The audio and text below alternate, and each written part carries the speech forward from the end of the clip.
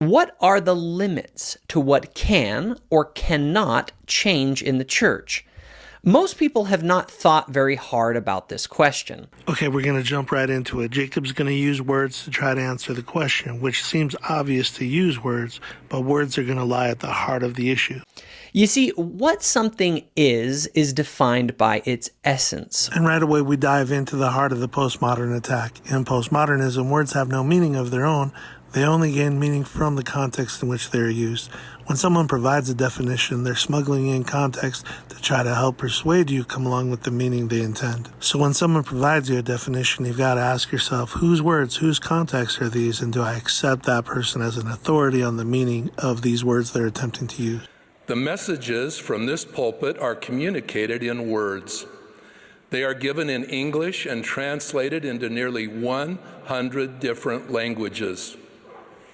Always the base is the same, words.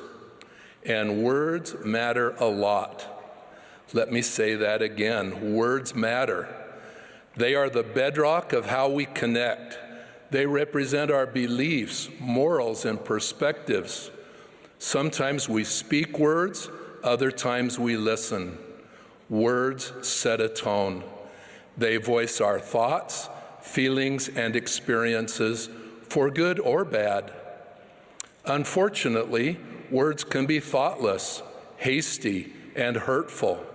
Once said, we cannot take them back.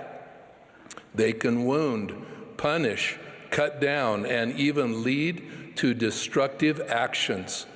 They can weigh heavily on us. On the other hand, words can celebrate victory, be hopeful and encouraging. They can prompt us to rethink, reboot, and redirect our course. Words can open our minds to truth.